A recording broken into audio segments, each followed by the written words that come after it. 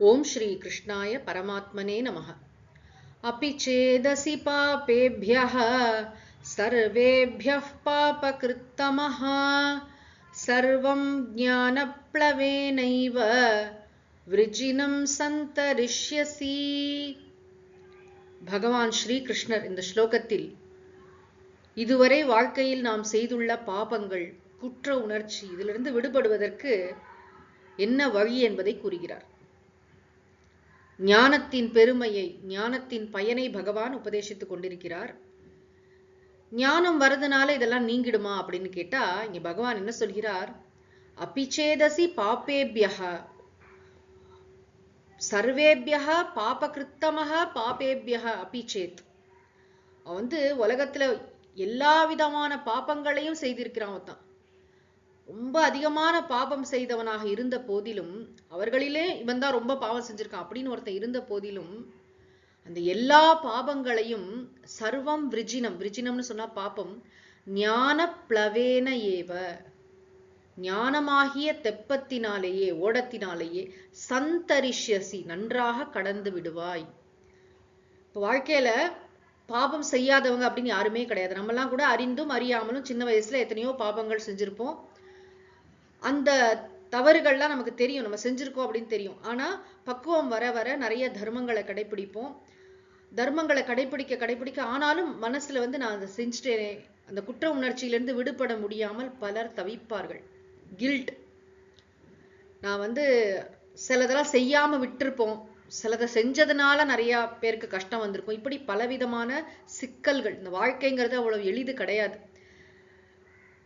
ஆதிசங்கரர் சொல்கிறார், புண்ணியம் கூட இந்த இடத்துல இவனுக்கு தடைதான். மோட்சத்தை உணர்றான், பரிபூர்ணமான விடுதலையை நோக்கி செல்பவனுக்கு இந்த பாபம் புண்ணியம் இந்த இரண்டும் என்ன செய்யுதுன்னா விடாம பலனை கொடுத்துட்டே இருக்கு. மறுபடியும் பிறவி வருகிறது. எஸ்பெஷலி இந்த பாபத்தை கண்டு ஒரு பயம் இருக்கு. என்ன பிறவியில என்ன பாவம் செஞ்சோமோ, ஏன்னா நம்முடைய கஷ்டத்தெல்லாம் நம்ம அது கூட தான் கனெக்ட் பண்றோம். அப்படிதான் சாஸ்திரமும் சொல்கிறது. ஏதோ இந்த பிறவியிலோ நம்ம செஞ்ச பாவத்தோடைய பலன்தான் இப்ப கஷ்டப்படுறோம், இந்த பிறவியிலோ நம்ம செஞ்ச நல்லதோட பலன்தான் இப்ப நல்லா இருக்கும்னு சொல்லிக்கிறோம். ஆனா இந்த பாபத்தை பற்றிய எண்ணம் இருக்கு இல்லையா, இந்த கில்ட், அது மட்டும் இல்ல, பாபம் செஞ்சிருக்கோம், அந்த பாபத்துக்கான பலன் நான் பின்னாடி துன்பப்பட போகிறேனே அப்படிங்கிற ஒரு வருத்தம், இதுவரைக்கும் செய்த பாபத்தை குறித்த குற்ற உணர்ச்சி, இதுல இருந்தெல்லாம் எப்படி விடுபடுறது அப்படின்னா, ஒரே வழி இதுக்கு என்ன அப்படின்னா ஆத்ம ஞானம். பொதுவா சாஸ்திரங்கள்ல பாப நிவர்த்திக்கு நிறைய பிராயஷ்சித்தங்கள்லாம் சொல்லப்படும். அதாவது ஸ்ரீருத்ர ஜபம் செய்யணும், ஹோமம் செய்யணும், தீர்த்த யாத்திரை பண்ணணும், கங்கா ஸ்நானம், இப்படிலாம் சொல்றோம். இதெல்லாம் இருக்கு. ஆனா இங்க பகவான் சொல்வது அல்டிமேட் சொல்யூஷன்.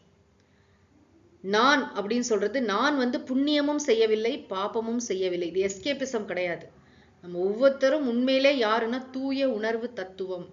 இந்த உலகத்திலே கேபிட்டல் பனிஷ்மெண்ட் கொடுக்கறதுக்கு அத்தனை தகுதியும் இருக்கக்கூடிய ஒரு மகா கொடூரமானவன், அவனுக்குள்ளேயும் கூட ஆத்ம தத்துவம் தான் இருக்கிறது. அவனும் தன்னுடைய உண்மை ஸ்வரூபத்தை உணர்ந்தால், எப்பேற்பட்ட ஒரு பாசிபிலிட்டியை சனாதன தர்மம், ஹிந்து மதம் கொடுக்கிறதுங்கிறத பார்க்கணும்.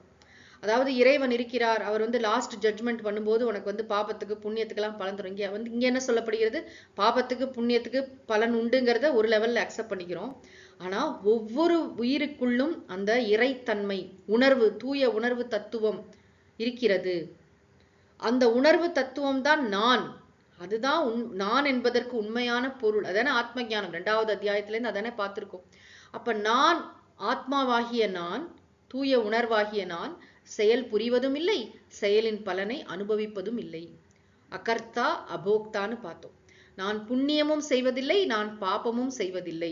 செயல் என்ற ஒன்றே எனக்கு கிடையாது. எனக்கு எந்த விதமான, ஏன்னா செயல் ஒண்ணு செஞ்சாலே அதுல மாற்றங்கள், விகாரங்கள்லாம் நடக்கும். எங்கும் நீக்கமர நிறைந்த தத்துவம், எல்லா காலத்திலும் இருக்கின்ற தூய உணர்வு தத்துவம், முடிவற்ற எல்லையற்ற இடம் பொருள் காலம் எதனாலும் வரையறுக்கப்படாத தத்துவம். அந்த தத்துவம் தான் நான் அப்படின்னு சொல்லும் பொழுது அங்க இந்த புண்ணியம் பாபம் இதோட வரையறைகள் நமக்கு புரியும். வரையறைகள்னா இதற்கும் எனக்கும் சம்பந்தம் இல்லை அப்படிங்கிறது தெரியும். அப்போ உலகத்துல யாரும் செய்யாத பெரிய பாவத்தையே நான் செஞ்சுட்டேன், எனக்கு இனிமே வேற கழுவாயே கிடையாது, நான் சூசைட் பண்ணிட்டு சாக வேண்டியதான் அப்படின்னு ஒருத்தன் நினைக்க வேண்டிய அவசியம் இல்லை. இன்னைக்கு நீ திருந்திட்ட இல்லப்பா, இனிமே நல்ல வாழ்க்கை வாழ. அது மட்டும் இல்ல, இந்த பாவத்தோட உன்னை இணைச்சிட்டு துன்பப்படாது, இந்த குற்ற உணர்ச்சியில தவிக்காது. ஏதோ அந்த சூழ்நிலை நமக்கு விவரம் இல்லை செஞ்சோம் அப்படின்னு சொல்லிட்டு அதை நம்ம விட்டுட்டு நம்ம வந்து தூய உணர்வு என்பதை இந்த கோணத்துல நம்ம புரிந்து கொண்டால், இங்கேதான் அழகா இது வந்து ஒரு சர்ஜரி மாதிரி உள்ள நமக்குள்ளேயே நம்ம பர்சனாலிட்டிக்குள்ள இருக்கிற லேயர்ஸை நம்ம பிரிச்சு பிரிச்சு புரிஞ்சுக்கிறோம். முதல்ல உடம்புன்னு நினைக்கிறோம், அப்புறம் வந்து மனசு புத்தி இதெல்லாம் இல்லை, உயிர்னு நினைக்கிறோம். உயிரும் அல்ல, தூய உணர்வு. தூய உணர்வே நான் அப்படின்னு உணரும் பொழுது, தூய உணர்வாகிய நான் புண்ணியமும் செய்யவில்லை பாபமும் செய்யவில்லை. அதுதான் ஞானம். அந்த ஞானமாகிய தெப்பத்தினால இந்த பாபங்களை நீ கடந்து விடுவாய். நான் பாபமும் செய்யவில்லை, நான் புண்ணியமும் செய்யவில்லை அப்படிங்கிற ஞானம் எப்பேற்பட்ட ஒரு ரிலீஃபை தரும். அதனாலதான் இது அல்டிமேட் சொல்யூஷன் சொல்றோம். ஞான தப்பத்தினால் கடந்து வேற எப்படியுமே நீங்க வந்து குற்ற உணர்ச்சியிலேருந்து தப்பிக்கவே முடியாது. ஏன்னா லைஃப்ல நிறைய பேர்கிட்ட நம்மளால வந்து சாரியே சொல்ல முடியாது. அந்த மனிதரே போய் சேர்ந்திருப்பாங்க. சில ரெக்டிஃபையே பண்ண முடியாத, சரி செய்ய முடியாத பல தவறுகள் நம் வாழ்க்கையில் நடக்கின்றன. தெரிஞ்சு செய்யறோம், தெரியாம செய்யறோம், பலவிதமான இது வந்து சிக்கல்கள் இருக்கு. விளையாட்டு இல்ல, வாழ்க்கை என்பது வந்து எந்த அளவுக்கு இதுல வந்து சந்தோஷம் மகிழ்ச்சி எல்லாம் இருக்கோ அதே அளவுக்கு இதுல வந்து நிறைய சவால்கள், நிறைய வந்து நல்லதுன்னு நினைச்சு ஒரு கெட்டதுல போய் விழுறது, இது மாதிரி பல விஷயங்கள் நடக்கும். அப்போ வந்து எப்படி என்ன நடந்தாலும் பேசிக் விஷயம் என்ன, நாம் தர்மத்தின் பாதையில் தான் செல்ல வேண்டும், அதர்மத்தின்படி செல்லக்கூடாது. ஆனா மனிதன் அப்படின்னாலே அவன் வந்து புண்ணிய பாப மிஸ்ரம். இவன் வந்து புண்ணியமும் செஞ்சிருப்பான் பாபமும் செஞ்சிருப்பான். இந்த வாழ்க்கையிலும் கூட அவன் பாவம் செய்வதற்கான நிறைய வாய்ப்புகள் இருக்கின்றன. சின்ன லெவல்லையோ பெரிய லெவல்லையோ எப்படியோ பாபம் செய்யறோம், நம்ம இல்லைன்னு சொல்ல முடியாது, தெரியாம கூட செஞ்சிருப்போம். பஞ்சமகா பாதகங்கள்னு சொல்லப்படும் இல்லையா, கொலை களவு கள் காமம் சூது, அதெல்லாம் செஞ்சவன்லயே ரொம்ப அதிகமா செஞ்சவன் கூட இங்க என்ன சொல்ற, சர்வேபியக பாப கிருத்தமக, தமகன சூப்பர்லேட்டிவ் டிகிரி.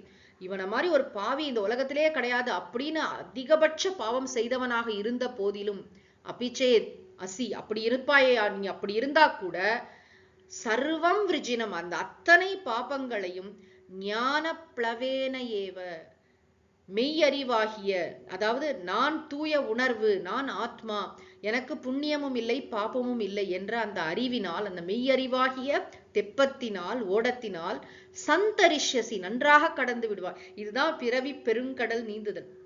அதான் முக்கியமா இந்த இடத்துல பாபத்தின் பலனாதான மறுபடியும் பிறவி வருகிறது, சம்சாரம், துக்கப்படுறோமே. இந்த எல்லா விதமான துன்பத்திலிருந்து முழுமையான விடுதலை என்பது வெறும் வார்த்தை அல்ல.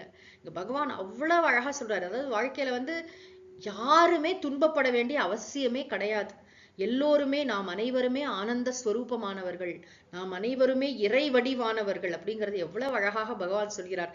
இது போன்ற ஒரு சாஸ்திரத்தை படிப்பதற்கு நாம் என்ன பாக்கியம் செய்தோமோ. ஓம் சாந்தி சாந்தி சாந்தி. ஹரி ஓம் தத்சத். சர்வம் ஸ்ரீ கிருஷ்ணார்ப்பணமஸ்து.